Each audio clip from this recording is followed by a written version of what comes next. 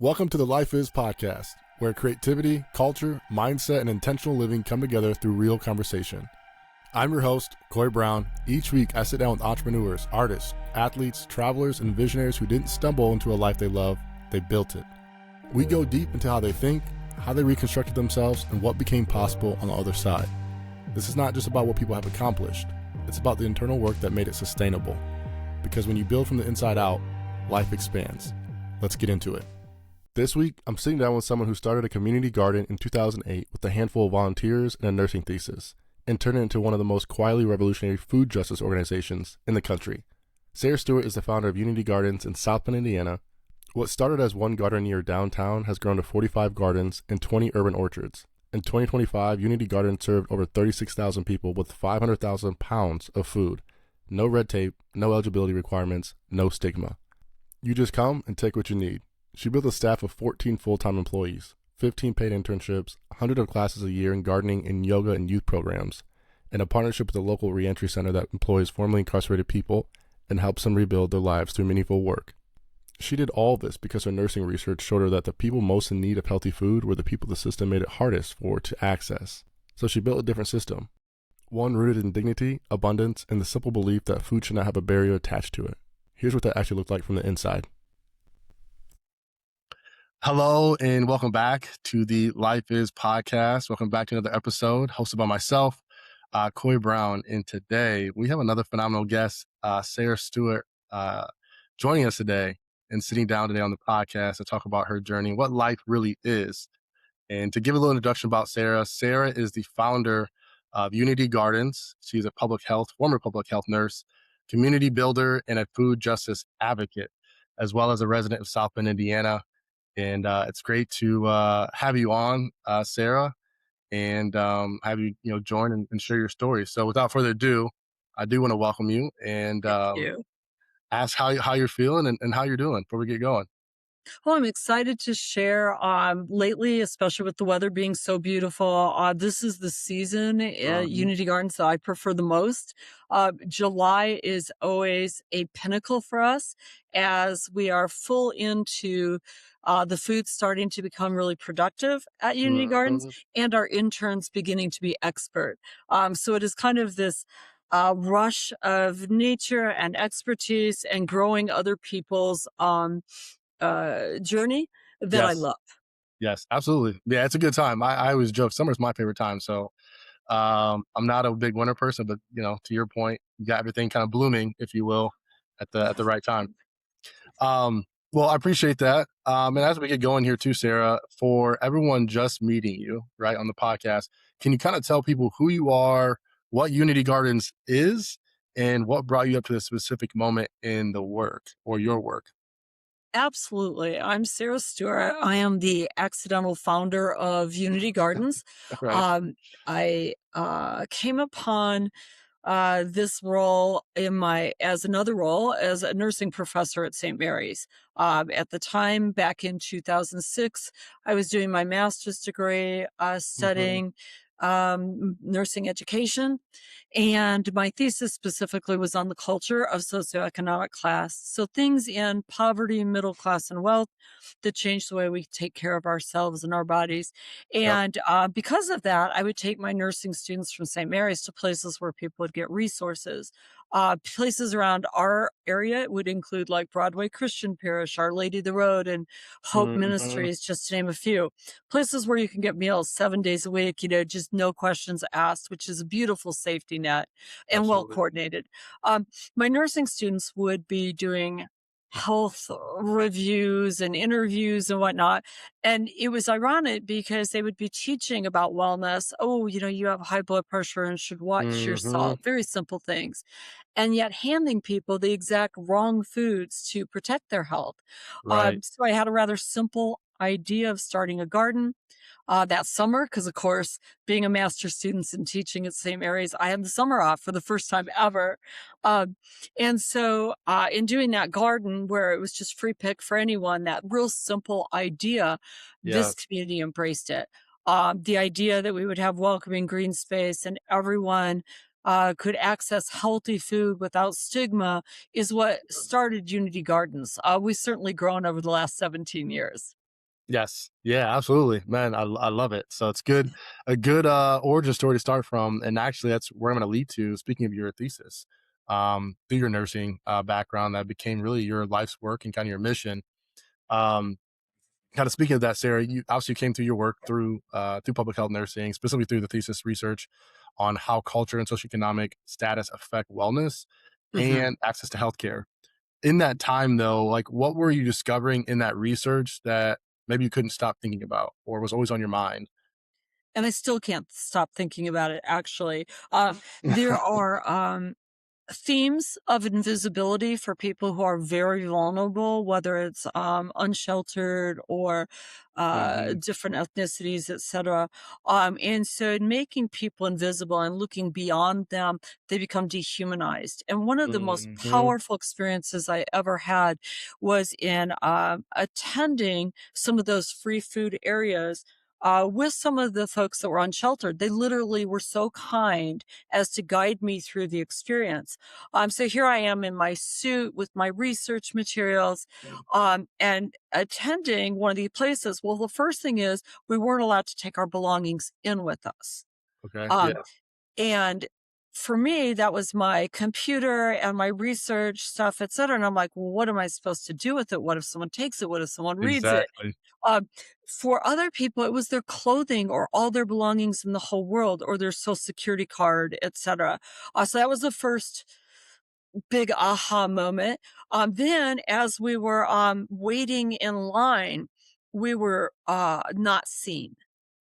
So Mm. I know the folks that were managing the line. They're some of the people that, live or frequent these Hmm. places, but they didn't see me. They were the bosses, and I was Yes. here, and I wasn't visible, um, which was weird. I was almost like, "Hey, I'm here," Yes.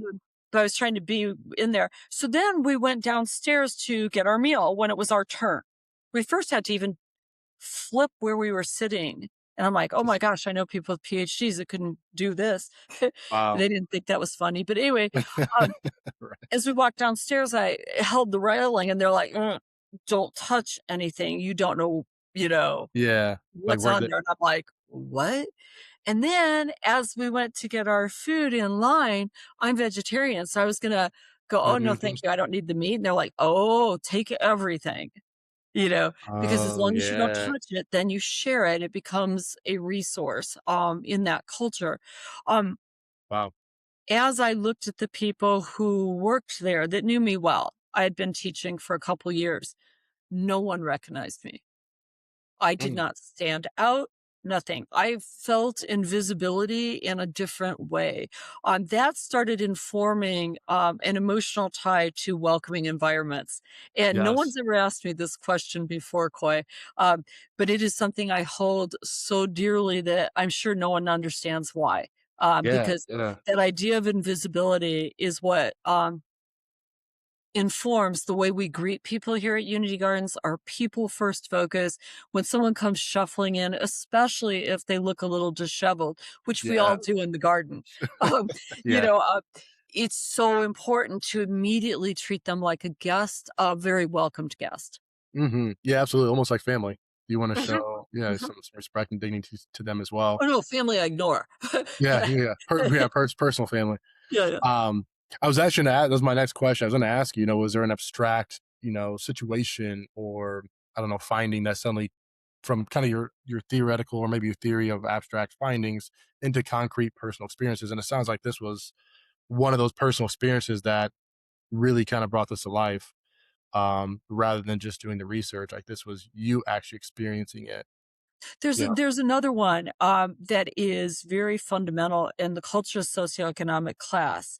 Um, in poverty, we wanna get enough food. In middle Mhm. class, we want it to taste good, and in wealth, we want it well presented. So Right. when you go to a fancy restaurant, oftentimes you don't get enough to fill you up. Uh, Yeah, right. if you are in poverty, you are taught very explicitly to take what you can for the moment because you never know when the next thing is coming. So it Mhm. informs how people share food here, especially as we've gone from the 45 gardens where people can free harvest and transition to also the sharing, which has taken us from about 150,000 pounds shared of food every year to over 500,000 pounds. So people come in and there's 10,000 pounds of peppers and they're grabbing whatever they can, boxes and boxes. And some of those are going to their neighbors or the elderly Mhm. person down the street. Some is just because they're scared they won't have enough later.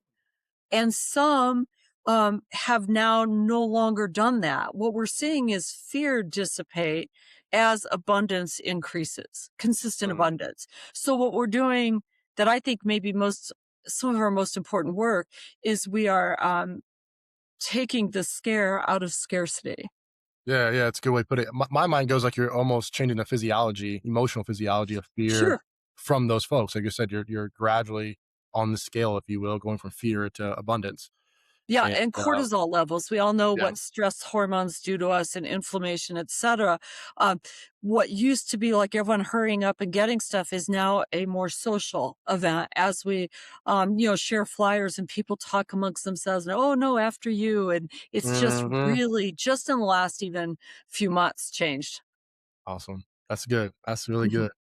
I want to go back here. So, Sarah, back to your kind of your heritage, right? Because you come from a family with a gardening heritage, that connection to growing food, and was already kind of part of your, let's say, kind of DNA before you even got to research, and Mhm. that kind of confirmed it through the community work. What did it mean to have a personal like tradition that turned out to also be the solution to public health problem? So it's interesting because life often doesn't make sense for any of us. You know, Yeah, we absolutely. we make our way trying to find a major in college, not really knowing what we want to do. We go out in the world, and usually it's rather tragic in the 20s anyway. Yep. And then as we gain expertise in certain areas, there's usually a number of existential crises where it's like, is this all it is? I'm spinning my wheels. I don't have enough time with my Hmm. family, or I'm not making enough money. And it's those same fears of scarcity that are in the culture of poverty or in the culture of middle class. I'm constantly trying to achieve more. Yep. Am I enough? Do I have enough? Do I feel safe? Um, and so all those things were very acute in where how I was raising my kids, many of the time as a single parent. I was still living on 14 acres of property Yeah. um, and gardening. Gardening was my refuge. So my great grandfather back in the day was the old herb doctor, and you can still purchase his books, Joseph Meyer, uh, on Amazon now. Oh wow. And Okay. then my grandfather, when he would come home from working in the bank, uh, would garden.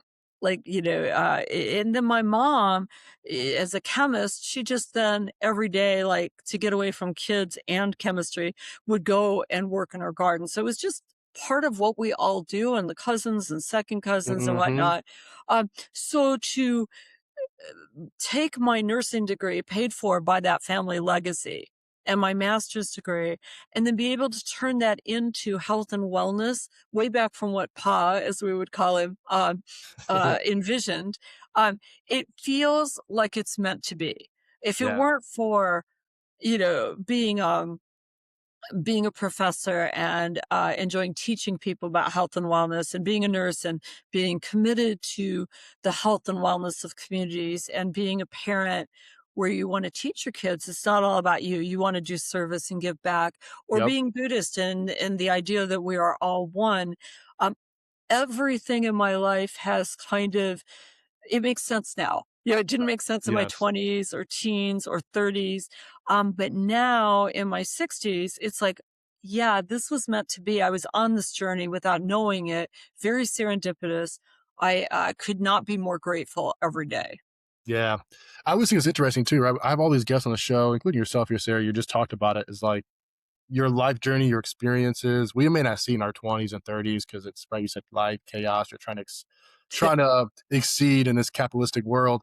And then it clicks, right? Like you said, everything's in alignment. Everything I did in my past, my heritage, maybe my research, the people I've met, the wins and the losses help and Yeah. shape, mold who you are today. And it's gave you the tools and resources, um, who you are. So I always love to hear, people like yourself who make that connection, and you cognitively recognize it, but also emotionally recognize like, yeah, this makes sense, and I'm where I'm supposed to be.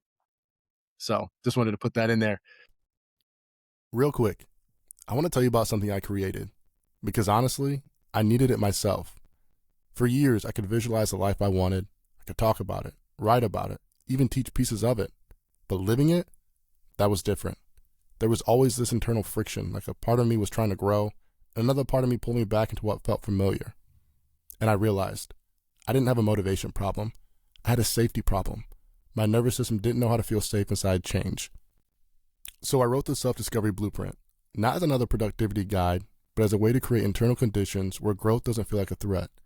It's grounded in neuroscience, polyvagal theory, belief reconstruction, and everything I've learned from studying consciousness and embodiment. It's for people who know there's more in them, who can see it, but haven't quite trusted themselves to step all the way in yet. And I'm giving it to you free. No email gates, no upsells, just a tool I hope serves you in the way writing it served me. Check the show notes, download it, come back to it as you grow. Thank you. Yeah. So going back to 2008, right? So speaking of Unity Gardens, right? You started a community garden near downtown South Bend.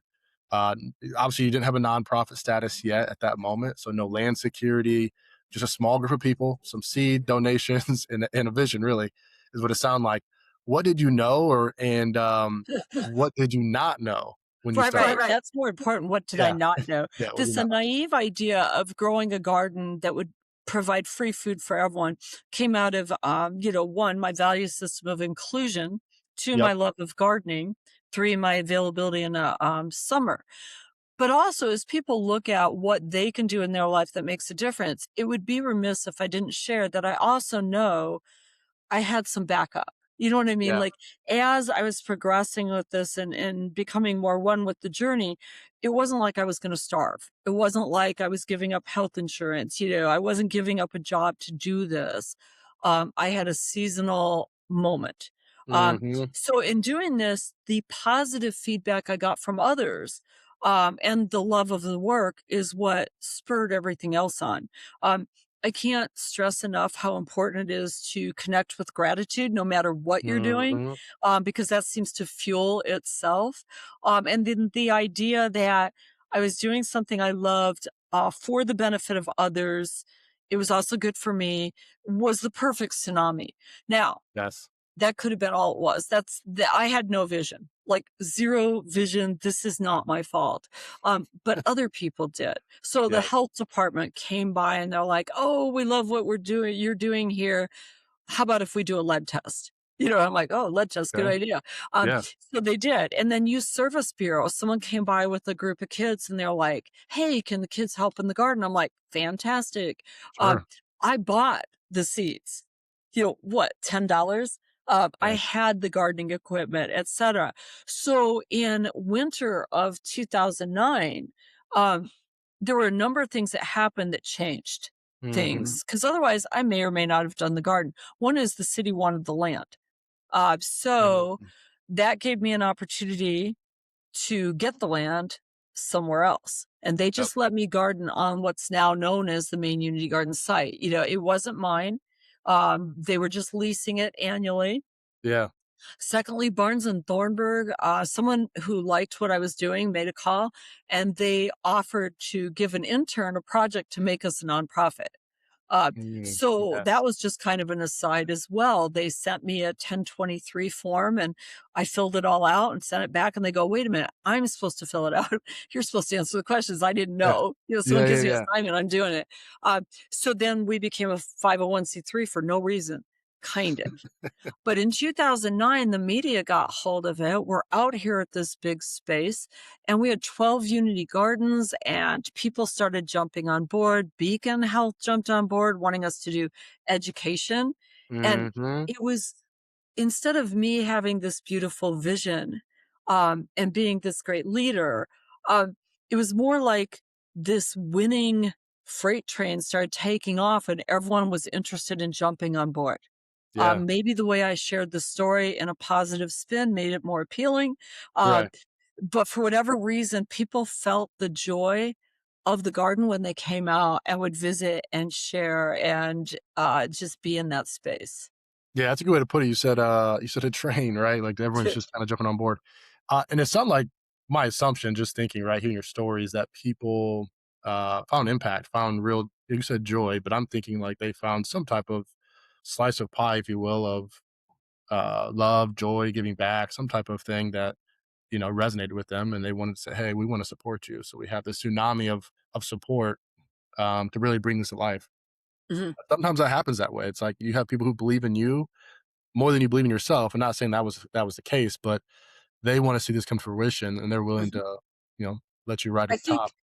when you host the visions of what people would like to see in their community, when you Mhm, create welcoming space where people have agency, all of a sudden they start using it to create their vision, their hopes mhm, within that space. And that may be a real big principle of what has happened here is in these 45 unity gardens or 20 urban orchards or classes, et cetera, people are taking their agency, their piece, whether they want to teach nutrition or practice yoga in a garden or feed baby goats in their neighborhood, yep, yep, whatever it is, it's attracting all these different people that can create their own path um, of wellness, whether it's emotional, physical, etc. here.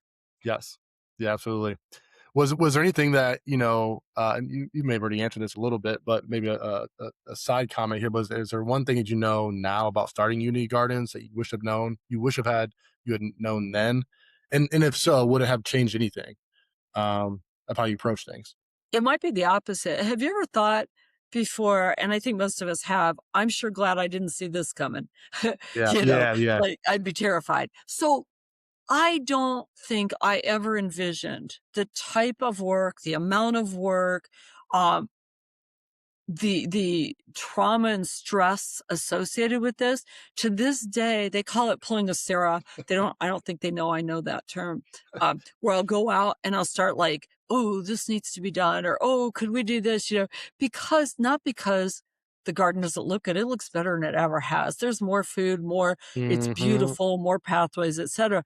But every weed is still traumatic to me because it used to be a symbol of if our garden looked weedy, then people might not trust that it was really valuable.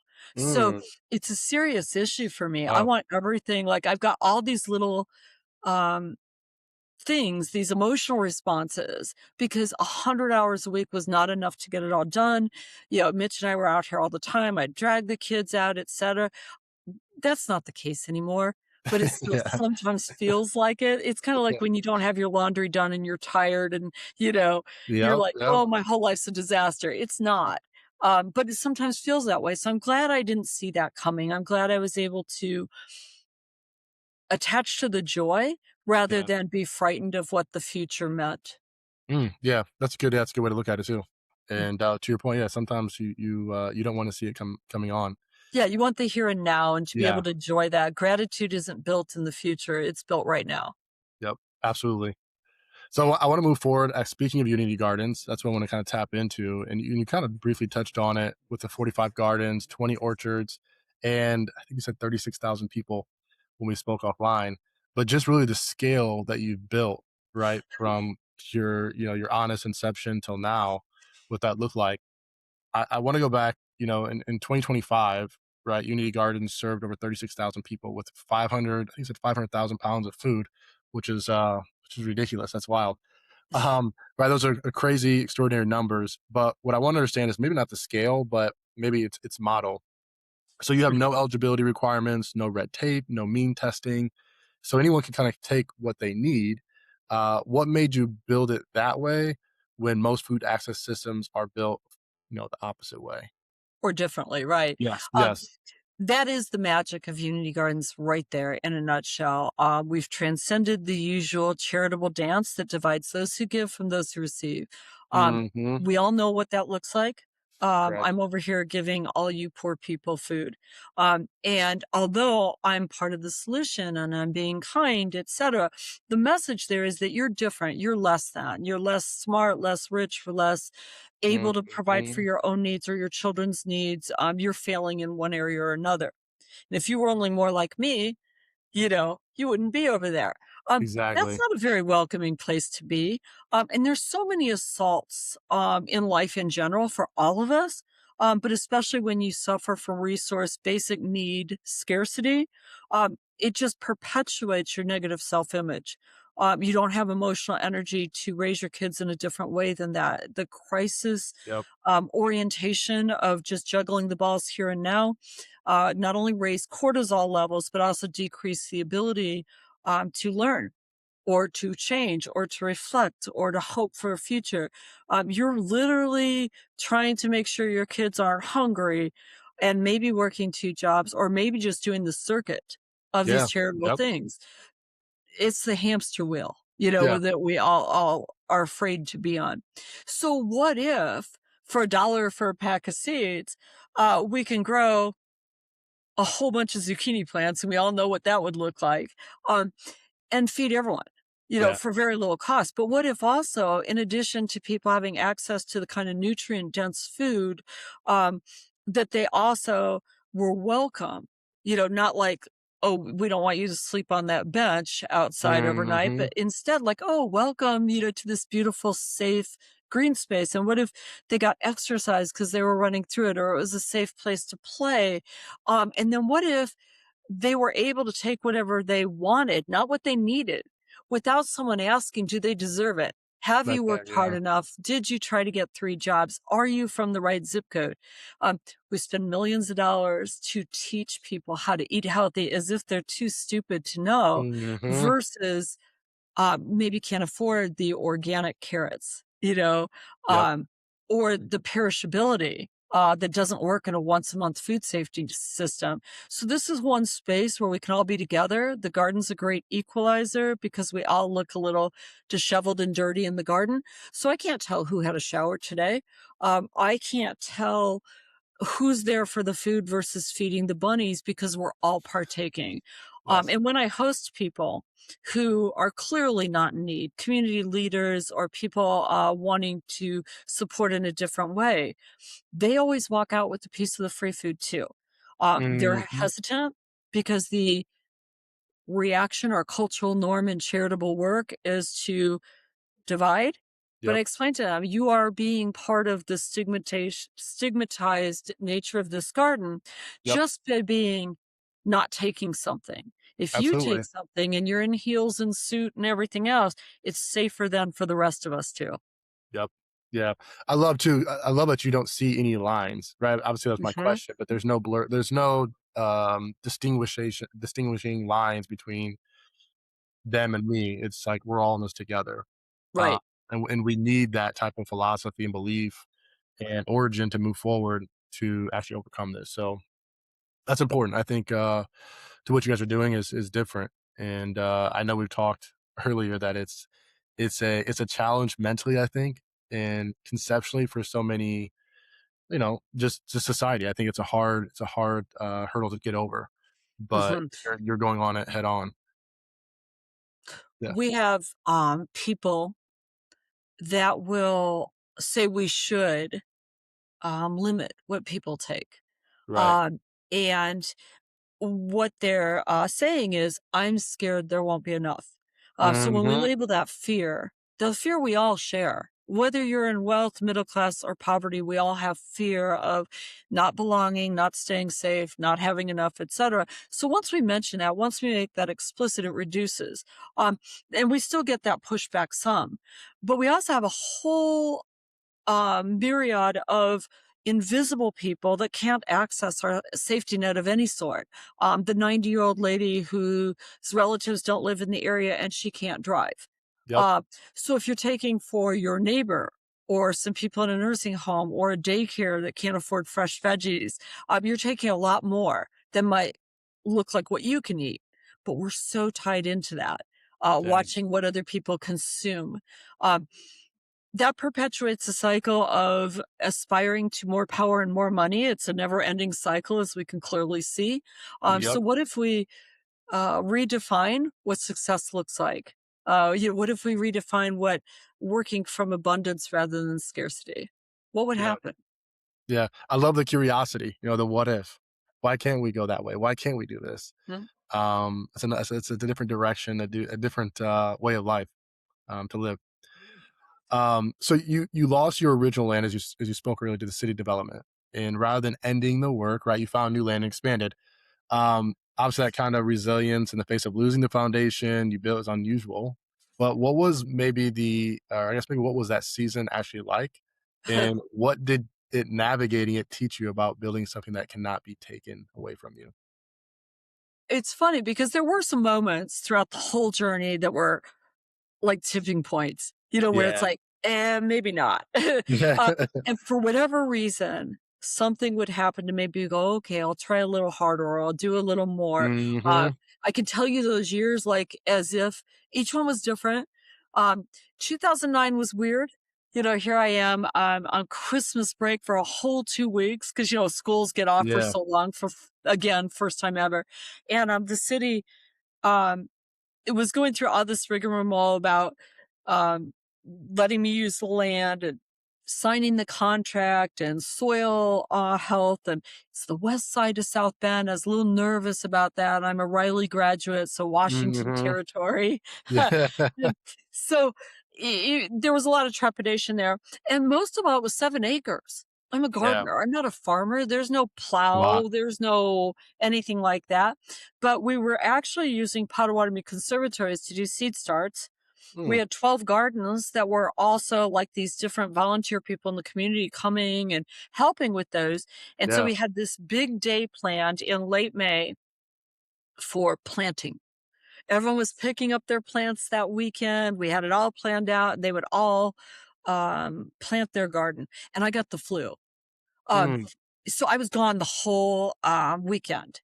And that was that first moment where I'm like, "Oh, no, I can't do it." And then Yeah. all the volunteers even planted this garden, and it was just 8 crop rows and water. Um, that was it. So, that was that first big thing. Now, we didn't have hardly anyone coming by. There Yeah. was, like, Yeah. 15, 20 people because 'cause we're way out on the west side, no one knows about it. It's this big green space with just these rows and Right. water. City gave us water. Um, so 2009 was rough with that, but the media's picked up. Like they would come out and they would cover this free food story. We were in the paper and all the stations covered all these different 12 gardens. Um, so in 2010, a number of things happened that then carried that trajectory. One, Mhm. we did become the 501c3. Two, Beacon supported us very generously. Mm. It was $50,000, so we went from $849 budget to 50,000 overnight. They said they Wow. would do that for 3 years. So I'm like, 3 years, watch what I Yeah. can do. And, Yeah, yeah. we made 38 gardens and we were on the news all the time. We started education. I mean, I was on it. Now I'm Yeah, teaching at hustling. St. Mary's too. Yeah. Wow. 2011, they said, "Oops, sorry, no, we can't really fund this more." And Oh. every other Mm. grant or funding, et cetera, also dried up. So 2011 was one of those Jeez. years. Yeah. Um, we decided to kind of double down. Our education year round got funded, and we did growing hoops that we got funded for. We started growing year round. We started making raised beds and doing some youth programming, and it just started skyrocketing. We built 2 growing hoops, the solar panels, the beehives, the honey from the hood. That was all 2012. Yeah, fundraising Jeez. events, that was 2012 also. So you could see that trajectory. You almost don't know what's gonna happen. You go from the depths of despair and Yeah, resource yeah. scarcity to, like, everything was perfect in 2012. Um, and it plodded along. We Yeah. started garden camp in 2014 and all these other things, and that's when a few other big funders just all of a sudden dried up. So, Mm. like, just it always goes that way, and so to this day, I'm always trying to look a year or 2 ahead of time and being terrified of, Yeah. will the community continue to value what we do? Yeah. That's yeah. I'm actually just curious for those who are tuning in, and we'll see this on YouTube, like, my question to you is, I'm trying to put myself in your shoes, right, as listening, things go weary, right? Like you said, despair. What was your and this is me just asking the question, what was your mindset at? Because, hearing that, it's like, damn, okay, everything's kinda drying up, and you're like, "No, I'm gonna double down. I'm gonna do education. I'm gonna do programs." Was that just something you decided, like, "Hey, this is what I'm gonna do regardless of what the outside circumstances look like?" Or Well, you so know, Mitch and improve it. I, were doing this together. Yeah. So I remember coming back from vacation and getting the email that one of our funding sources decided that although we do lovely work, that their Yeah. focus Soft. was going to be elsewhere, blah, blah, blah, you Right. know? Uh, and so what they may not have realized is that is like more than 50% of our budget. That's like everything. Mm-hmm. Now I wasn't taking a paycheck at that time anyway. Um, but once Mitch was on board, I was doing payroll for him, like, and then all my other employees since. Um, so I was like, oh, I can't, I cannot honor the commitment I have to our community or to those that are working here at that point, him, et cetera. I've let everyone down. Forget it. I'm done. Yeah. And Yeah. so at that time, he talked me into it. He goes, no, no, no. What about if you know, we tried just this and this. And he's the idea guy that was behind Unity Gardens for the first 15 years. Our conversations would always be like that. He'd draw a picture and go, what if we did, native area and taught about that? What if we did this, this, this? 90% of the time, I'm like, we don't have funding for that. No. And that's Mm-hmm. how everything started at Unity Gardens. Like he had an idea about goats and I'm like, no, we can't afford to feed him. And then he would get goats and we'd feed him. So everything happened like that. And this was no exception. Picture's worth 1,000 words. We made a map to be able to show the vision of what that main site would look like for the next Yeah. 10 years. A building, a welcome center, a growing area that we could grow year round. I mean, we drew it all and people started liking it. The initial drawing had fountains and stuff, but Mm-hmm. and so yeah, it took till 2023 before all that infrastructure happened. But all along the way, we used to take that silly thing that the Troyer group did for us for free everywhere. Look what we're gonna do, Yeah. Yeah.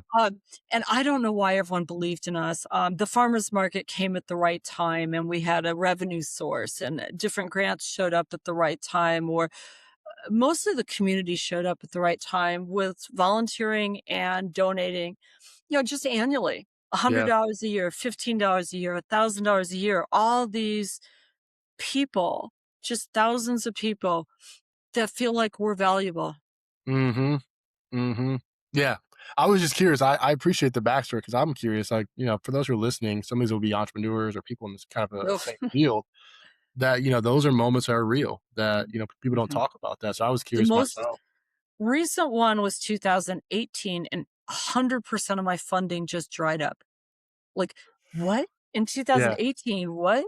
Now I'm very conservative, so I have some monies Yeah. set aside, and sure enough, our fundraising events and sponsorships and stuff started building, but grants went to like an all-time low. Um, There'll be other times.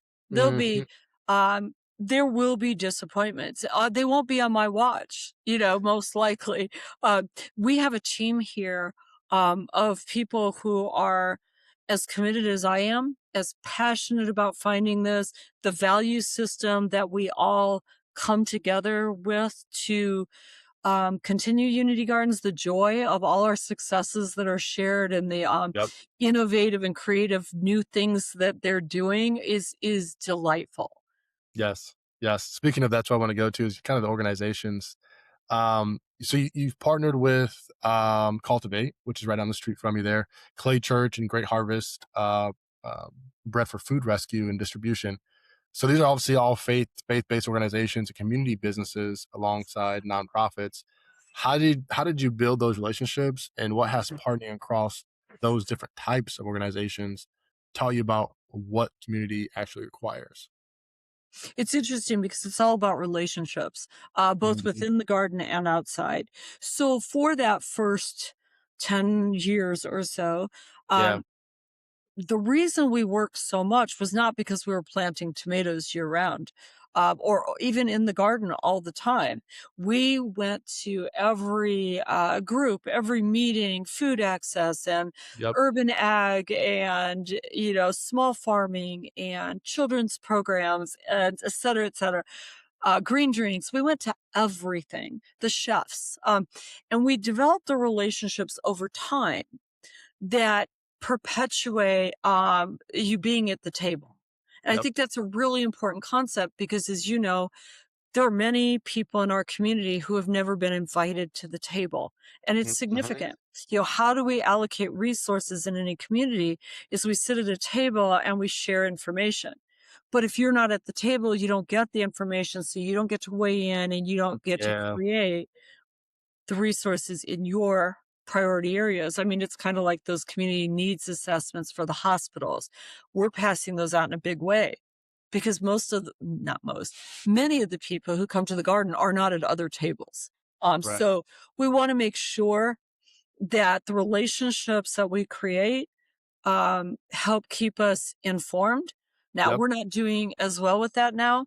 Um, and I don't mean that in a negative way. In some respects, we're known enough throughout our community and throughout the nation that when people find opportunities, they come in. Yesterday, this this organization that's one of our banks in Yeah. the community, one of our banks that's known for being very benevolent, et cetera, I've never worked with. And, they come walking in the door. And they're like, "We'd like to talk about sponsoring something," And I'm like, "Oh, Okay. I am so excited that you finally made it." And they're like Yeah. like, what's very unbecoming to Yeah, go to yeah. people asking for money. Mhm. 'Cause why would someone give me money, right? Even from the very beginning. I didn't go out and say, "I'm gonna do this urban ag thing and grow free food. Give me money to do that." Instead, I did something. Yeah. And then people were like, "I like what you do. Can we support this?" So by Right. Get on attraction, board. not promotion. Yeah. So when this bank came in, of course, I had, sponsorship forms and all that stuff ready for him. And I had a few unique opportunities that have to do with the dunk tank coming up here for the barbecue event. Uh, which who wouldn't want to do that, right? Except don't vote for me. It's on Facebook, Yeah, yeah. like Yep. vote for Katie and Randy and them. But anyway, so but look at that. They came in because they'd heard about Unity Gardens. Some of them had gotten tricolor peppers at the garden Yeah. recently. And they're like, we want to know more about this. We want to be part of this journey. And I think that's such Mm. a strong thing is let's not ask people to support us. Let's do something we love and see what we can't grow. Yeah. And have them, come to us, invite them to Yeah. come join the journey. Was there ever a partnership that surprised you? Like, just curious too, like, was, I don't know, something you'd not expect to be as powerful as it turned out to be? And maybe what made it work as a So partnership? there's so many. Every day, there's 2 parts of that. One is every day, I can't imagine why anyone believed in this vision, in this, idea from the very beginning. It's a personal honor when people do support. I write the thank you notes now still because I cannot Mm. give it up.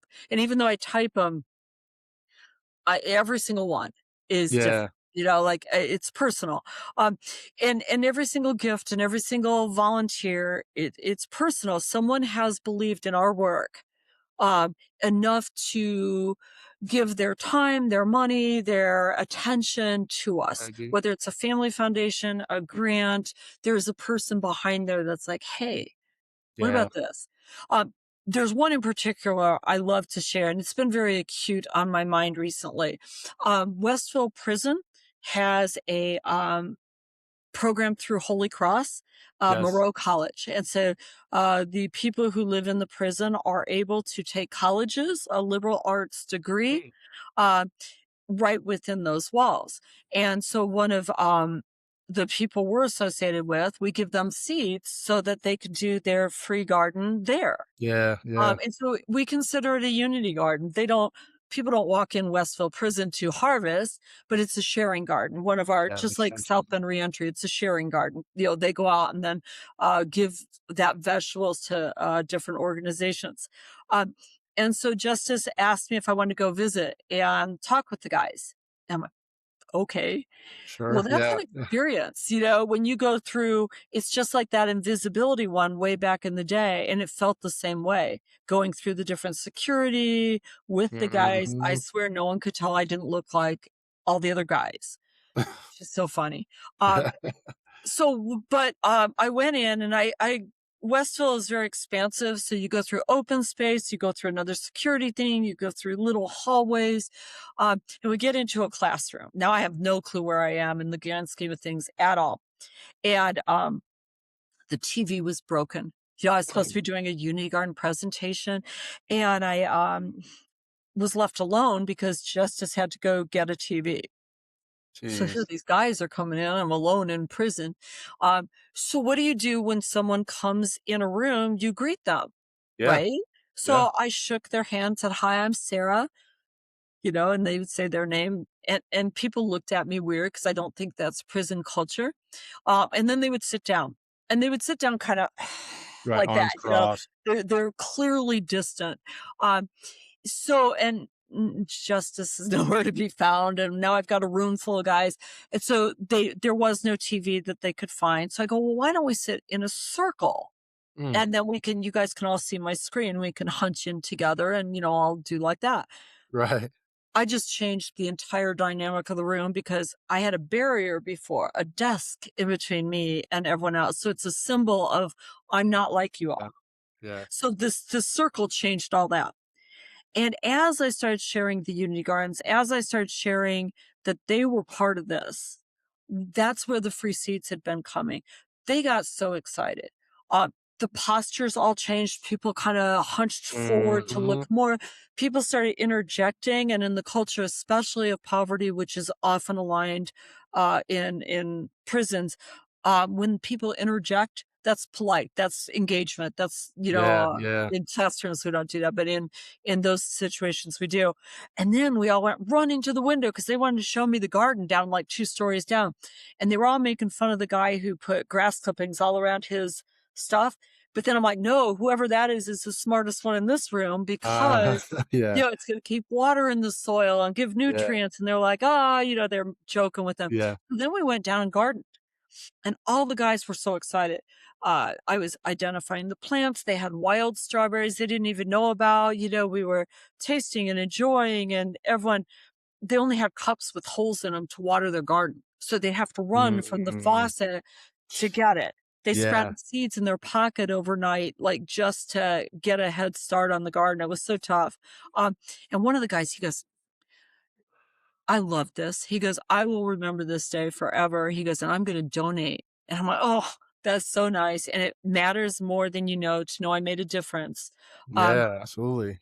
but I can't accept, you don't have to worry about the donation. So a week later, in the mail comes the donation. And I'm like, I can't accept this. And sure enough, I had to send it back to his parents and whatnot. It turns out they had a family foundation, and every single year now, I get a big donation from them. Wow. That's the kind of connections and the kind of inclusive power that Unity Gardens has. We have spent 17 years building community trust. And if there's one magic thing based on how we have erased that line, that's it. Our superpower.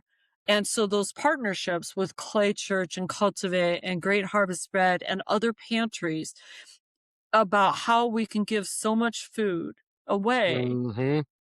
is because of that. They trust us. They trust us not to humiliate them or hold back from them or not make them welcome or close. We're open Yep. 7 days a week year round, except for Christmas, I think, and Thanksgiving, but just the day though.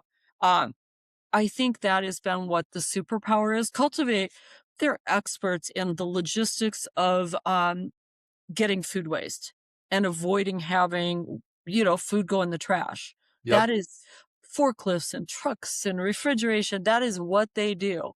And we do the rest. And it's like, I don't know why Jim and I didn't think of it earlier, but man, we can't even believe it now. It's Yeah. tens of thousands of pounds of food more than weekly. I can't wait to see the statistics from this year. We often look at each other and go, why are we so busy? And I think we know because we've doubled and tripled our impact in 1 year. Yeah. Yeah. Mhm. That's amazing. That is an amazing story. I It's appreciate you sharing that. exhausting. Yeah, no, I appreciate you sharing that for those who are, obviously listening, tuning in. I think That's real work. That's real, right? The circular economy that you guys are doing, you and Jim Conklin at Cultivate there. Just great work, great story, what you guys are doing. Um, awesome, awesome. So before I move forward, I want to take a moment because I want to give a quick shout out to our community partner, the St. Joe County Public Library, because it's a huge part of expanding your life, right? And utilizing your free resources, especially when they're right in your backyard, right here in South Bend. So, for those who are kind of tuning in here locally in St. Joe County, I want to give a quick reminder for anyone in St. Joe County, right? Your library card does a lot more than just check out books. You can use it for ebooks, audiobooks, streaming, research tools, online learning, and plenty of other things that are just sitting there waiting for you. And if you don't have a card, you haven't used it in a while, it's a good time to fix it now. So you can start at sjcpl.org, which is just an abbreviation for the St. Joe County Public Library.org. So you can make your way over there. Okay, so I wanted to kind of move forward here, right? Kind of going to the next segment. And once again, talking a little bit more about your dignity, abundance, and just the philosophy beneath the garden, right? Mhm. So you talked about Unity Gardens, directly countering scarcity mindset, providing that free food can be abundant and shared widely rather than rationed and protected. What does that abundance mindset do to a community over time that the scarcity model cannot? Mhm.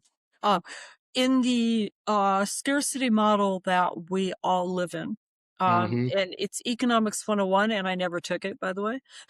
um, supply and demand.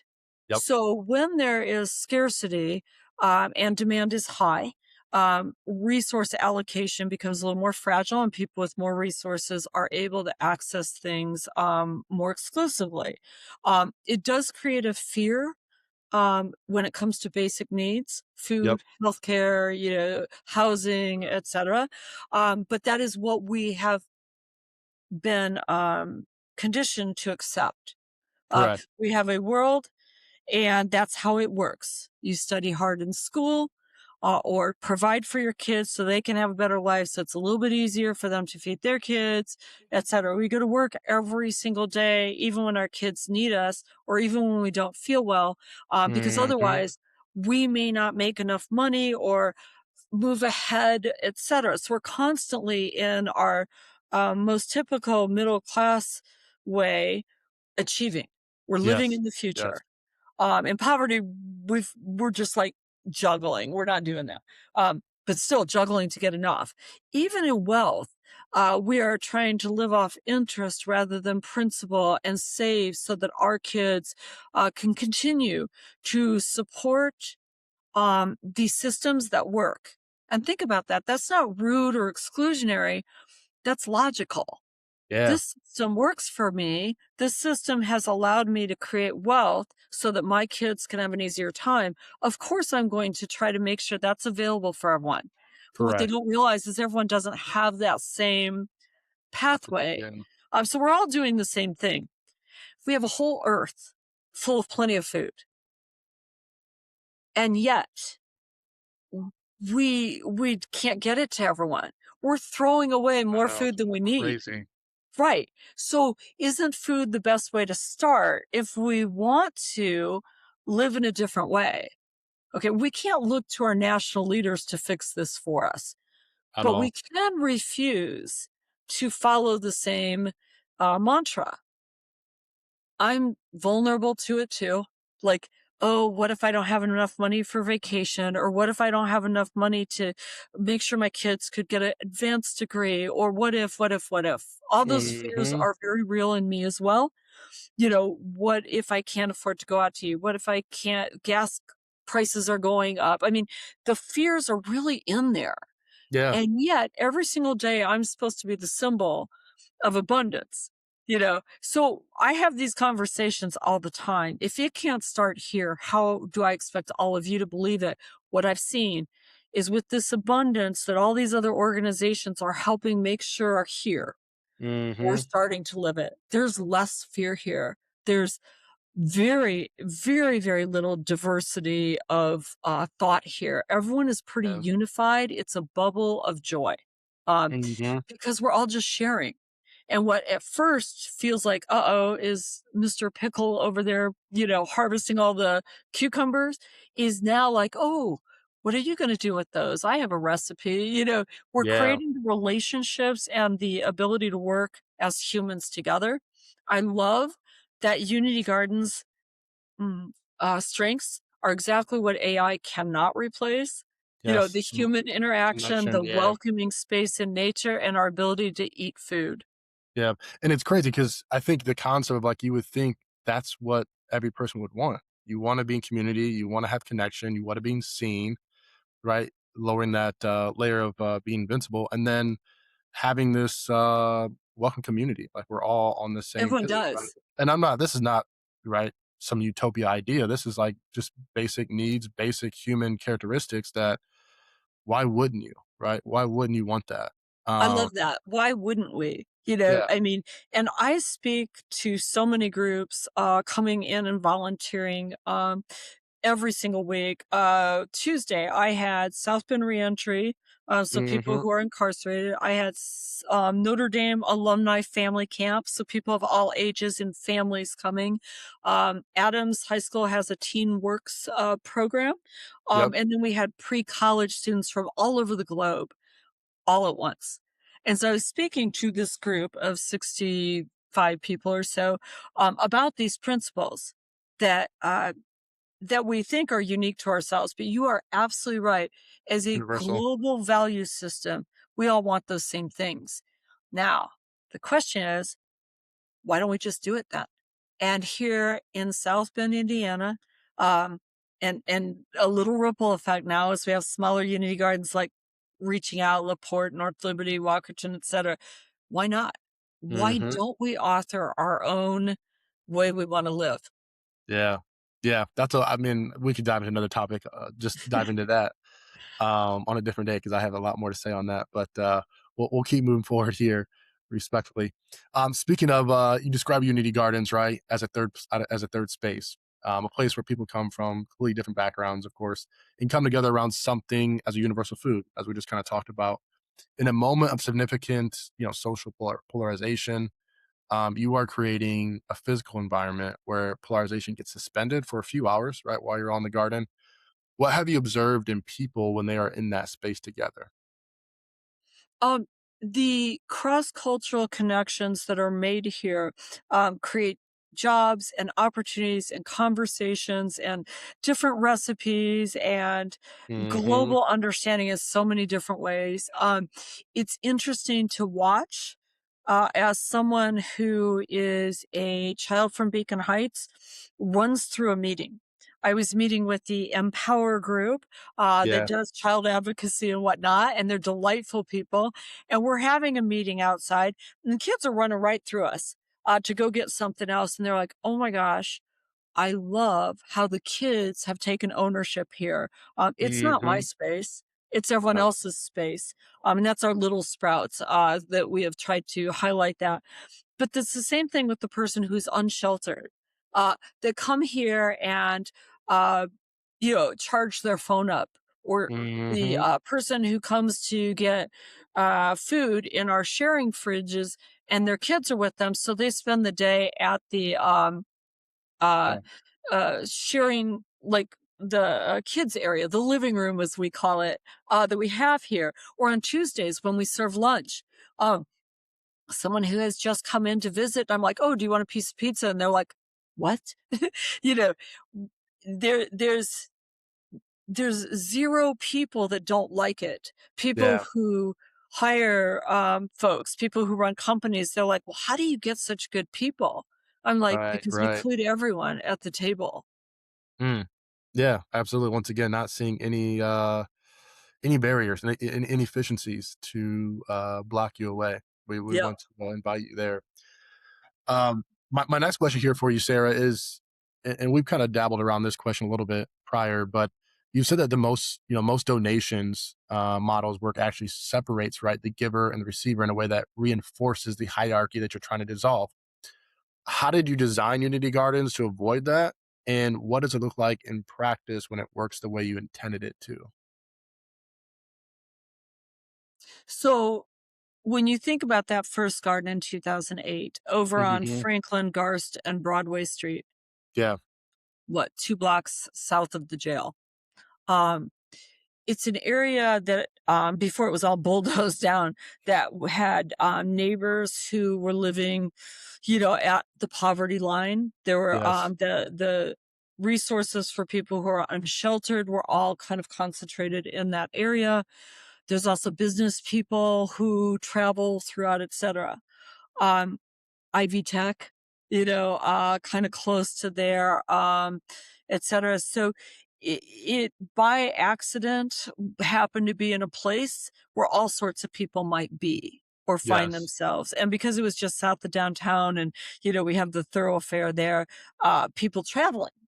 And it's rare to see a garden in the middle of that space. So people were curious. And I put a sign that said, community garden pick for free, which is wrong because community gardens are usually where everyone has their own plots. So that's why unity garden is such a powerful term. Um, Yes.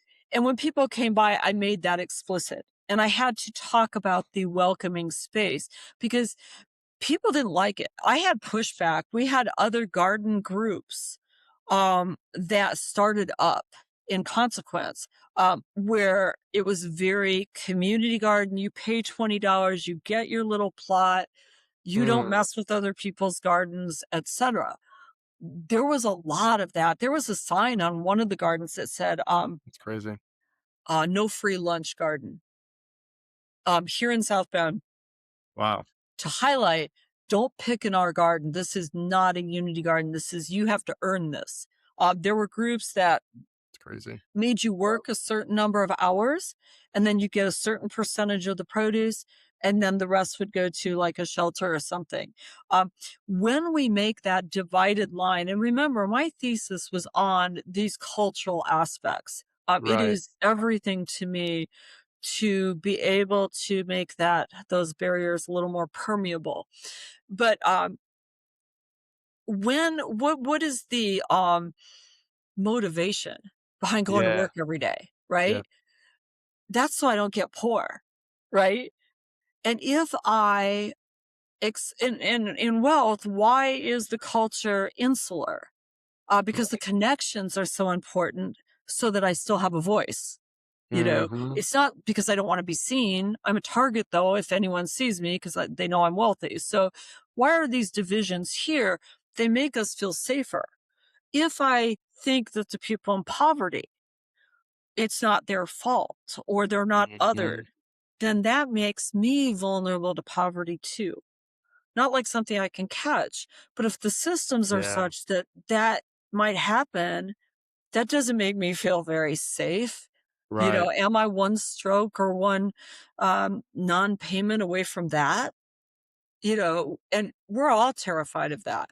Yeah. Yep. Yeah. So that is why, because my entire spiritual being, my humanness, my professional career and development and education and everything, which I could not have told you along the journey. But where it has gone now at 65 years was always that. When my Hmm. dad, when I was 5 and we would walk downtown, he was an attorney. I saw someone crying on the corner and I'm like, oh no, like I someone's didn't in save him. distress. And he Yeah. goes, yep, they look sad. And we just walked on. And I thought that was so outrageous. Another human was in distress and we were just walking by. Now, of course, we don't want to get in someone's space and, Yeah. et cetera. But at the same time, don't we have an obligation to make sure that each other are not in distress? But the answer is no, because then that gets us a little too close for comfort. Yep. Again, label that fear and it kind of dissipates. Let's create a new way. Yeah. Um, as you were speaking, my mind was like, what are you reinforcing? And this is not you. This is more people who are like trying to have this segregation, compartmentalized fencing, if you will, to what you were talking about, Mhm. whether community gardens. Um, but what are you reinforcing? What are you teaching when you're doing these things? Do you think you're right, fear based, so you're protecting yourself if you're in the hierarchy of wealth? But what does that do socioeconomically, right, to other people and to yourself and to kids or whoever it is? you're still perpetuating, like you said in the beginning of this podcast, perpetuating the issue that you don't want. And Right, and perpetuating a cycle of poverty is an important way to start embracing what is that? Uh, yeah, so where is the Whole Foods here on Ardmore Trail? You know, mm-hmm, uh, mm-hmm, how many people could create a healthy diet, and afford it, eating from 7-Eleven in the gas station? right, There's a zillion different ways. And then if you're eating, because who buys an apple at 7-Eleven? Have you seen them? But yeah, anyway, um, like if you're perpetuating a nutritional classes system, yep, uh, and what if instead of trying to sell our kids Takis or Dunkin' every morning for breakfast or etc., what if instead we had a commercial that said, eat a banana and get an A on your test, yeah, or have a fruit salad, and get a career where you only have to work 5 hours? What if our schools gave A's, people who had A's only had to go 2 hours a day, and people who got D's had to stay overnight? You know what I yeah, mean?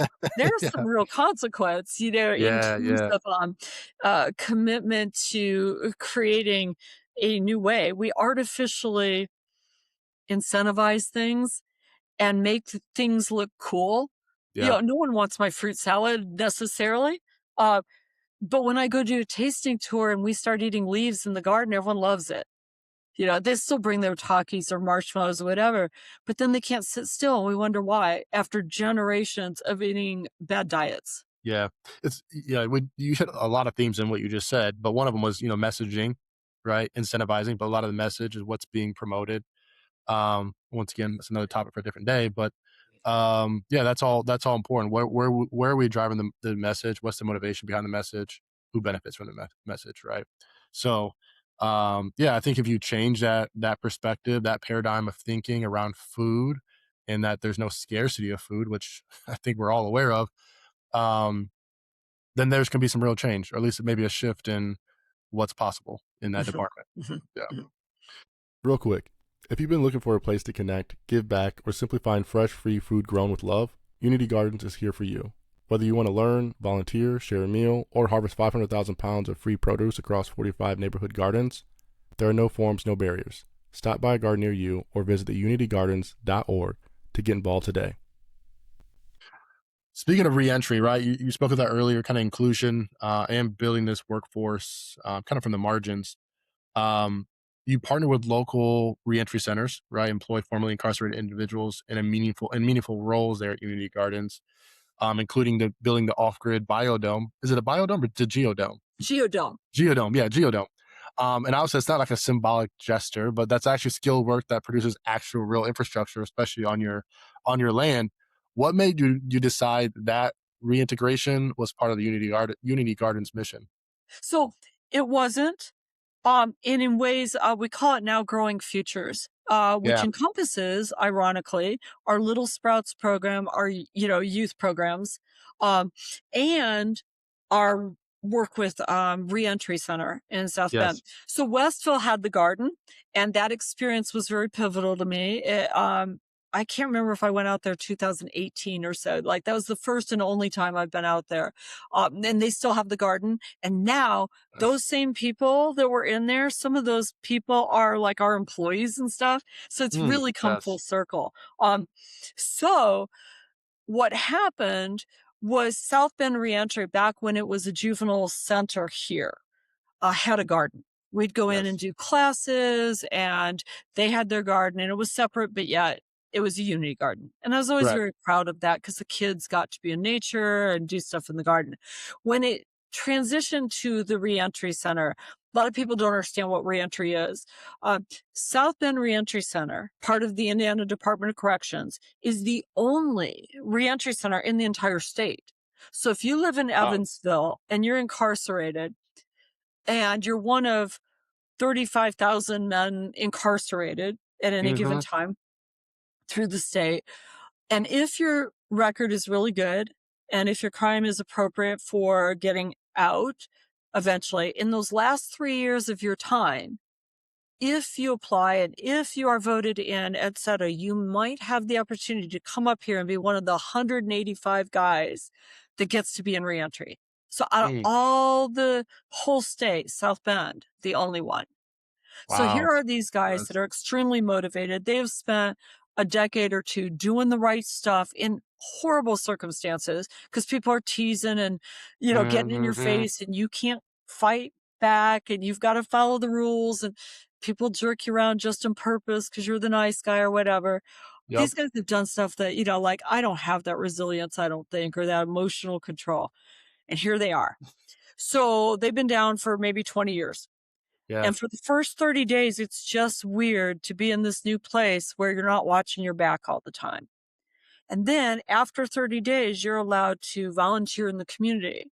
So for the first time in 20 years, you see green space with no fence.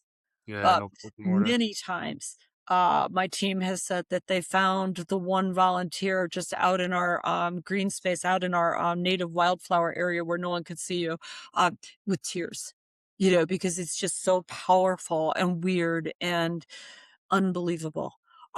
So they get to do that and they get to work. Well, for years, I wouldn't let them work. So it literally was all about the garden in there and Mhm. people would come, they would be esteemed guests. I would do Yes. tours and tasting tours. We'd talk about gardening techniques. And that's when they wanted to build the geodome. And we got special permission for a one time, 1 week immersion where they could work 8 hours a day for 6 days here. Mm, And that 6 day build took them 2.5 days and they were done. And it's like, what? wow. Like, so then we designed the whole inside and built that, et cetera.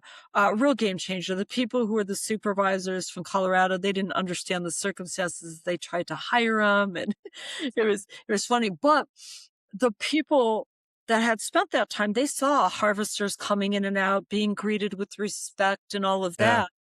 Um, and they were taken. They're like, "Oh my god, I love this here," and, they started doing garden guiding and just greeting people or showing them where the green beans were, and the community went nuts. Like, all the news stations covered it. We were on the front page of the paper, the guys were.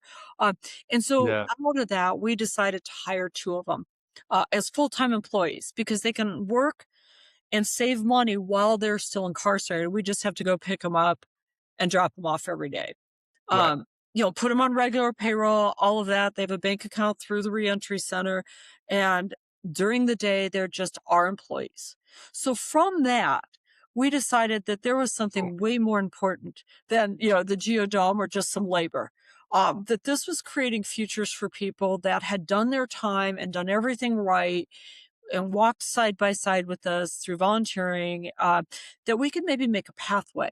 So we Mhm. started every Tuesday volunteer days where 10 guys come out. They work from 9 to 11 or 12, and then we sit down and break bread together. We have lunch. Uh, Um, and, in prison, you might be surprised to know that they don't usually get pizza or good oh, food, and they don't yeah. sit Yeah. together like all in a big group, talking about their days or whatever. So this is new. And like if they're listening to Alexa or even seeing how it works, like what?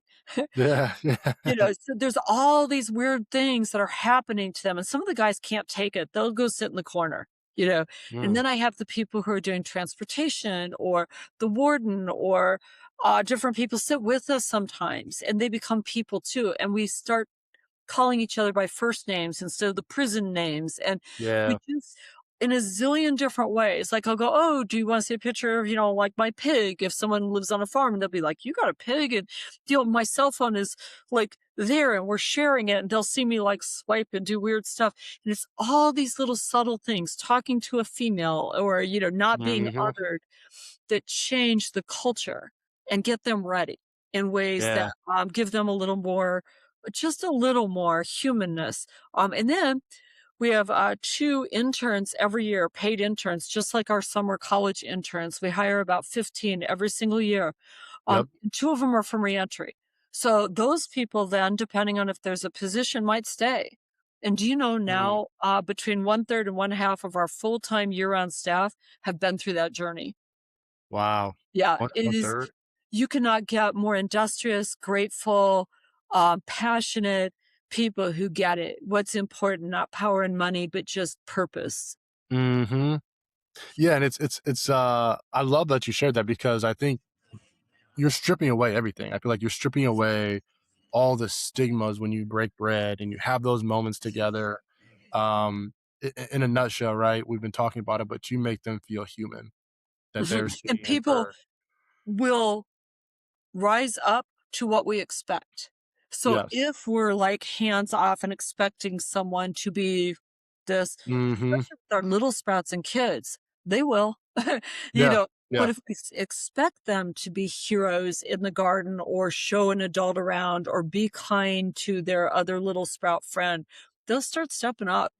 Hmm. And that's good on your part too. I hope you don't miss that because you've created a culture, and I'm sure you have other, coworkers and other people a part of it. But Unity Gardens has created that culture, that mindset, that belief system, um, this psychology of living that when they get into this world, if you will, it becomes a part of them. That hey, there is this other way to treat people and respect others and encourage and invite them Mhm. and see them for who they are It rather than makes what they've done. horrible grant language though, Yeah. when you have an inclusive model because, everyone wants my target audience to be Hmm. something here, and when it's your target audience is everyone, then, like, that takes people back. We have to Yeah. really make that whole reasoning more explicit again. Yeah. Yeah. I'm sure that is a challenge to get that in there. Um, my next question here for you, Sarah, is you host weekly volunteer days. I know what you talked about include shared meals and social skill building, specifically designed to normalize healthy interaction post incarceration. What have you maybe learned about what people who have been incarcerated most need to rebuild, and what does a shared meal at Unity Gardens actually do that a formal program cannot? There's a lot of questions within that. And Yeah, the it's formal loaded. program one was the one that really caught me off guard because I can do all the rest. But that's interesting because the minute you make a formal program for someone, you've Yeah. identified their needs for them or their failings for them. So formal programming is way overrated. That Hmm. doesn't mean we can't have thoughts about how we hire or the interview process or what does it mean to be an intern or what Yeah. experiences they need to have. What it means is we're not creating a program for someone, we're creating opportunities or yeah, opportunities for them to partake.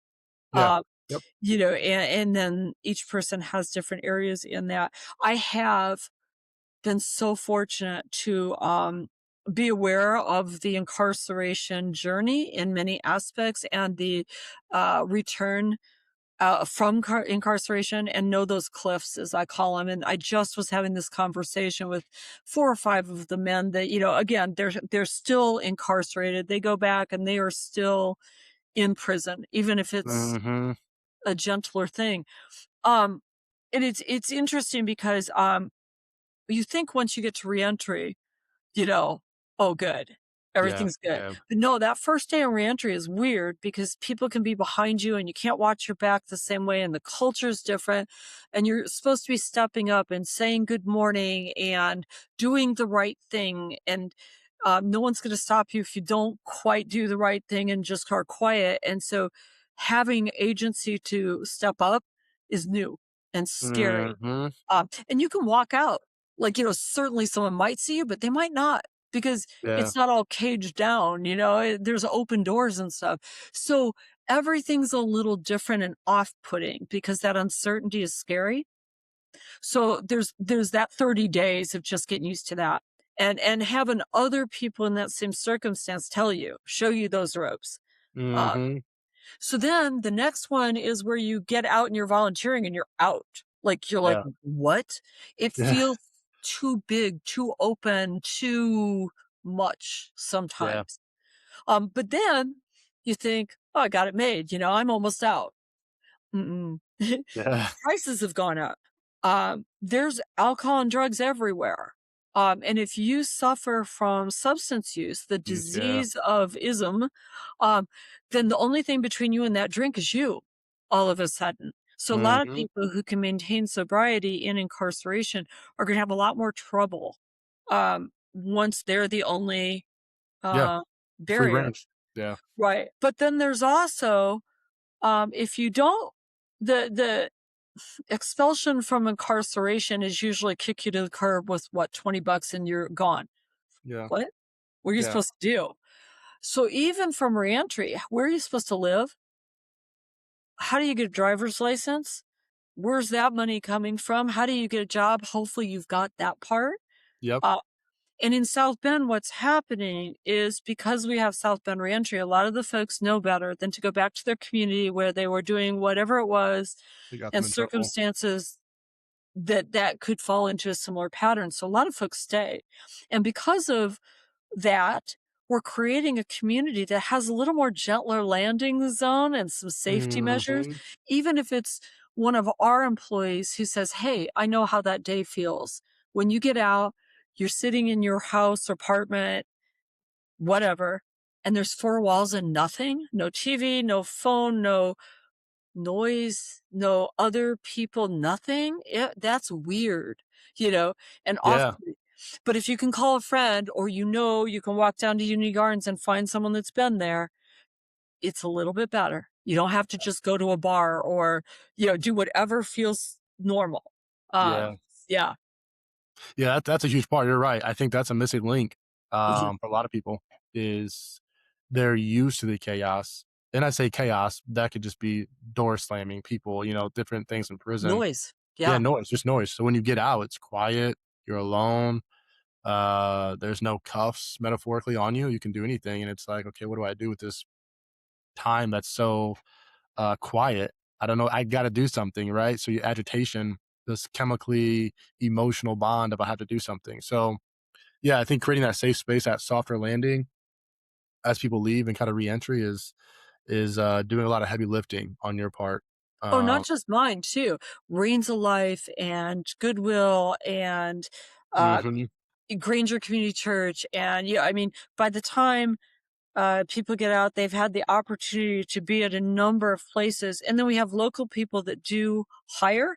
I would yeah, encourage so many more to do that. Like, why wouldn't people take a chance uh, with folks that they can see have done years of the right thing? and a lot of those people too. I mean, I'm majority of those folks. Some of them have degrees. Some of them are very smart, very bright, right? One of Very my skilled. employees has a PhD. Right, and Yeah. we so quick to denounce them. Oh, you went to prison, but it's like you have no idea of their journey. They could have been wrong time, right, wrong place. So yeah, it's you're right on and looking to hire those folks. All right, so my next question here as we kind of move forward. I know we're getting to the back end here. Really on the climate, your resilience, and really the long vision of Unity Gardens, right? So you talked about South Bend's location near the Great Lakes as a genuine strategic advantage in a climate changing world. One of the few regions expected to remain stable while other areas face increasing food insecurity. What does that mean for how you're building Unity Gardens right now? And are you already preparing for a future where you serve people beyond this region? um, yes. We look at climate change. We're in the room when people talk about climate change. And of course, Yeah. Notre Dame is doing a lot of studies and projections, as are so many scientists throughout the world. There's a lot of, uh, blind spots that we don't Hmm. know how things will progress. What we do know is we're already seeing shifts and extremes. And I mean, look at the water this year, if nothing else. But what combats flooding? Oh, Hmm. that would be native wildflowers or native plantings, where the root systems go down far and create a pathway for that water Yep. to be absorbed. Or what creates mitigation of climate change and heat indexes? Oh, green space and shade canopy. um, Yep. Yep. and what about our food systems and pests and all of that? So then we look at, we're here in northern Indiana, and we're really in this weird freshwater, mild temperature ecosystem. So we can go hotter, and we know what that looks like over in Texas. Yep. And we can go colder, and we know what that looks like in Canada, and we know we can still grow food. We know what drier looks like, we know what wetter looks like. So if we create um, natural ways of growing where the earth can do its thing, the earth can fertilize, the earth can maintain the water inside it, the earth can uh, have enough biodiversity where things can thrive, not Correct. like tilling the land, planting a bunch of corn, and then needing to water all the time. Uh, Hmm. what does that look like when we use grass clippings and leaves and create the permaculture system where things grow together? We know how to do that. Yeah. That's our expertise. Do cities and communities know that that's the solution? So I would say some probably do, or do they want to do I mean, that? they Yeah. they know hints of But it, but you know what the insidious problem is? It's sexier to pay for air conditioning and subsidized housing or decrease asphalt and use more of a something that would not absorb heat or create that substance yep. than it is to plant a tree. Now we're Yeah. planting trees, but of course, we've taken a hit federally in terms of the funding for that. But what about planting a tomato? I mean, everyone could do that. Or what about like, maybe not creating so much lack of green space, because we're allergic to green space. We Yep. want to make sure our lawn is all manicured, and we eradicate clover, which helps the bees. And like, it just, there's a Yeah. zillion things Yeah. to do wrong. It's not, municipalities are not looking for native plants to revamp the sewer system, but they should be. Yeah, they should be. Yeah, and also too, as you were speaking, I was thinking like regenerative agriculture, which you kind of touched on. Speaking of the tilling the land and using these remedies and mitigations from wildlife and planting and so when water comes, we can absorb it. Um, yeah, I think those are all things that need to be in place, should be in place. Uh, Absolutely. but to your point, it's not sexy. Where's the money going? Um, and there's always probably a small margin of folks that want to do that and try to rally the troops, if you will, to try to bring that to fruition. But yeah, very much, I agree that that's always something to be aware of, the climate change and what you guys are doing, and try to stay ahead of it so that you can. With It's funny because with 45 little green spaces throughout our community, uh, Hmm. it starts creating a picture of, can all communities grow little edible parks? You don't have to eat the whole Yeah, pie to replicate Unity Gardens, but that part's pretty easy. yeah, yeah. Mhm. Cornell University and organizations in Texas, right, and Madagascar, which is amazing to hear, have reached out about replicating the Unity Gardens model, which is obviously remarkable from just a range standpoint, obviously from an Ivy League school to an African nation. What does that interest tell you about what you've actually built there, and what would it take to make those models truly replicable? It's funny because through the eyes of others that are interested in Unity Gardens is Yeah. kind of where I can start seeing the impact in a different way. The day-to-day stuff, like right now the phone's ringing a bunch, that's because Yep. certainly someone delivered food. So now Yep. everyone's like, "Oh, do you got food? What do you got?" So that's what happens. Just anytime a truck comes by, uh, For all me. these little things that just seem so day to day, become bigger when I talk to someone like you and I see the aha moment in your eyes where it's like, wait a minute, this isn't about the tomato. This isn't Hmm. just about welcoming green space. This is so much more. It's a cultural value shift. Ronnie Lee from USA Today, she's on text, like because she wants to cover this stuff. And sometimes I'm too busy writing my thank you notes to, reach out with the most recent like win. But what it does do for me every single day, Coy, is make me so grateful. It's 65 years old. I feel like my life had some meaning. Mm, I feel like the world's just a teeny bit better because of some of my ripple effect. I feel like I've done my work. That doesn't mean I'm yes. done. I love it. It's fun. Yeah, yeah.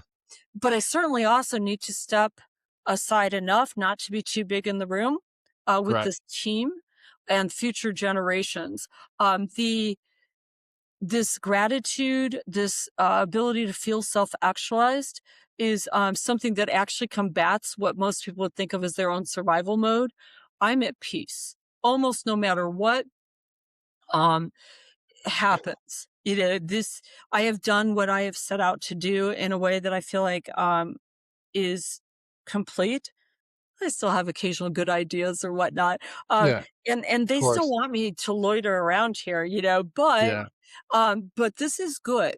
This is good. And yeah. I think that that's a symbol of what everyone really wants is to be able to make a difference, to be able to see that they've created a world where it's just a teeny bit kinder, gentler, etc.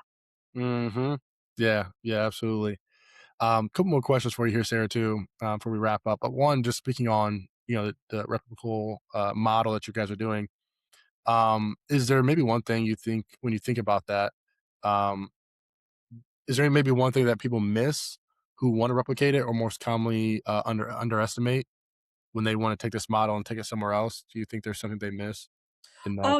That's a really good question because hold on a minute. I've got You're fine. a person telling me they want me to call him. I have to tell him no. All right. So, the reason that's such a good question is because it's hard. Yeah, So like I can talk about all these like um esoteric, wonderful ideals. right. But 100 hours a week, like almost 7 days a week, for 10 years or more is hard. Yeah, Um, that's work. People take on Unity Gardens and then life happens. They're sick Mhm. or their family moves or like they have to take care of someone or they get a new job. There's a zillion reasons why we need to dig into the here and now with some of that. So when someone makes a successful Unity Garden and when we support them in that, we also want to make sure they have second garden leader and know how to attract the community around them. Correct. Gardens come and go, and yeah, our most successful ones have had transitions in leadership, just like this. Why am I wanting to step aside when I love it so much? I need to give space and expertise and practice to that next team because Uni Gardens is something that does not need to disappear with me just because I'm 65. It needs to Correct. be there for you and your kids and their kids.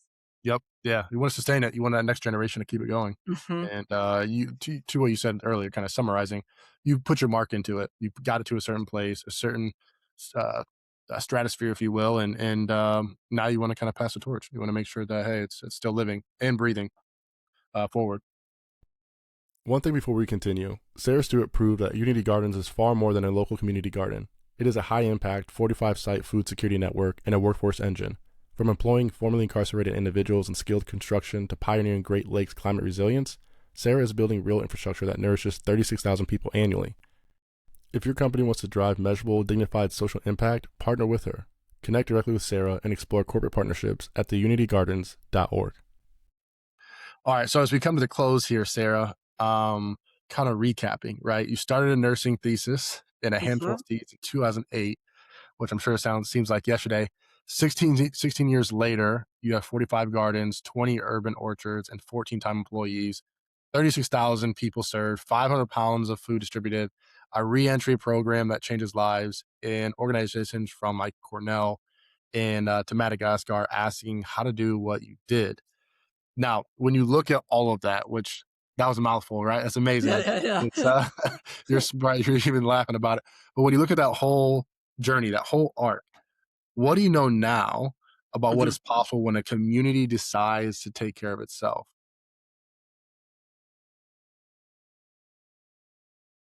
I think it's increasingly important for people to think outside the box. Maybe one of the biggest dangers we have right now to our entire society is that we're being fed a script.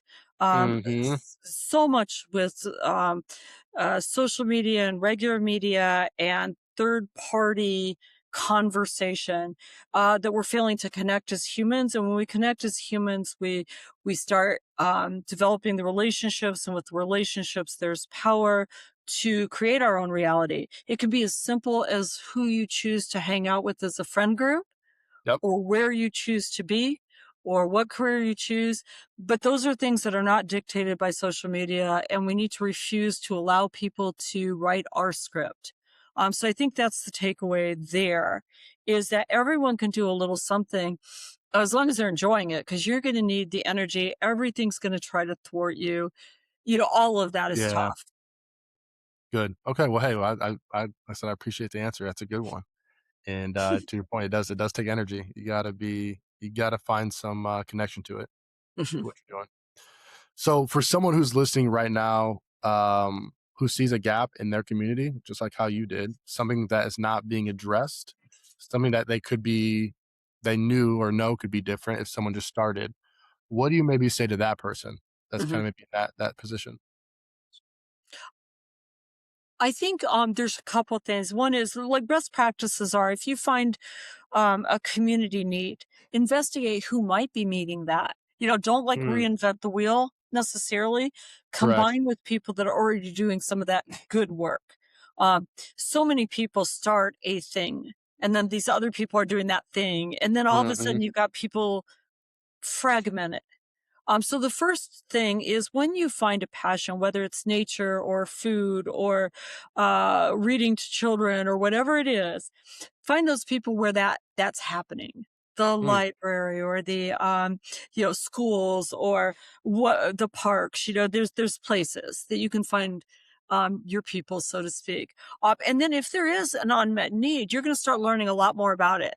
yep. That you know there are food pantries. There's one question, grants, that always happens: how are you different? What Correct. what Yeah. need are you meeting that no one else is? And that's an important thing to know before you start something new. Yeah, great answer. I love that because yeah, you're right. Collaboration, kind of 1% of 100 people is better than just your 100% by yourself.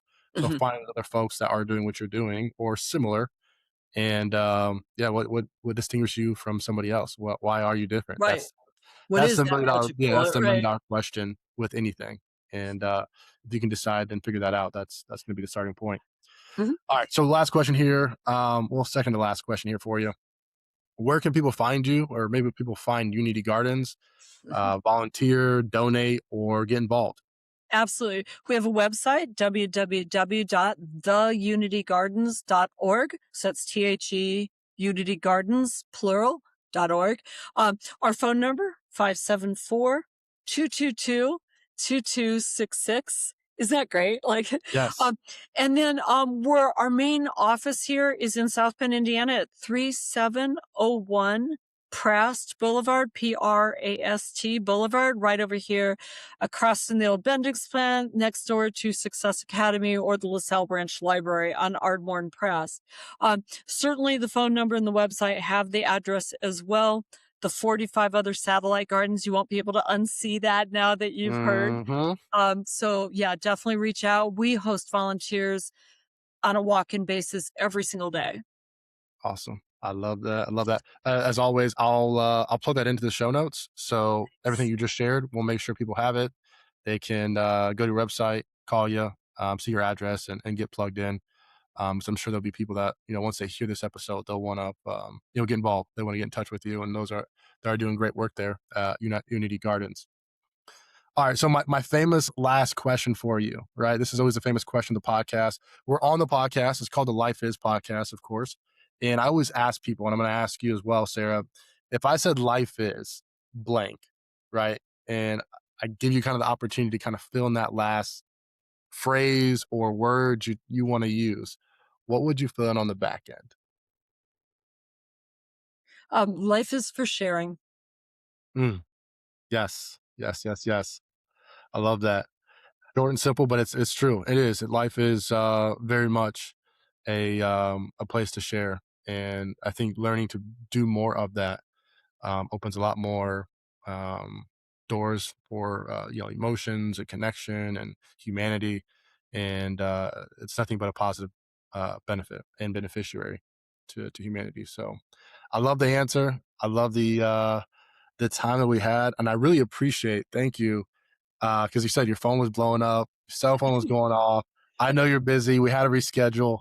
So I appreciate the pivot, the flexibility, and as always, the willingness to get on here to share the great things that you've done, you continue to do, and just be here to share that story with everyone who's listening and tuning in going forward. So thank you. Thank you. I really appreciate the opportunity to share. Yes. Well, hey, we're gonna let you get back to it. I know you got things to do today, and continue to be the great Sarah that you are at Unity Gardens. Awesome. Well, we'll let you go. Okay, thanks. Bye. Bye. Sara started Unity Gardens in 2008 with a nursing thesis and a conviction that the people who needed healthy food the most were the people the system made it hardest for to access. She did not wait for the system to fix itself. She built a different one. No eligibility requirements, no red tape, no stigma. You just show up and take what you need. And now, 36,000 people a year do exactly that. She built that in South Bend, Indiana, the same city this show comes from.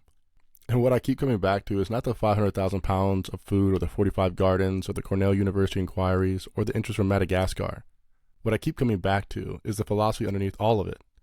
She described Unity Gardens as proving that abundance is real, that free food can be plentiful and shared and joyful rather than scarce and rationed and shameful. That is not just a food model. That is a worldview. And it is the exact worldview this show has been trying to articulate since day one. Life expands from proportion to internal coherence, and Unity Gardens is what it looks like when an entire community starts living that way together. Till next time, I'll see you in the next episode. That's a wrap on today's episode of the Life Is podcast. If something in this conversation landed for you, a shift in perspective, a reminder, or something you needed to hear, don't let it stay there. Take it with you, put it to work. If you're ready to go deeper, I have tools built specifically for this journey, a self-discovery blueprint and a diagnostic designed to show you exactly where your foundation needs attention. Links are in the show notes. And if this episode added value, share it with someone who's building, leave a review, help us grow this community of intentional people doing real work. Remember, fulfillment isn't found, it's built. Life is art in motion, and you are the artist. Until next time, keep building.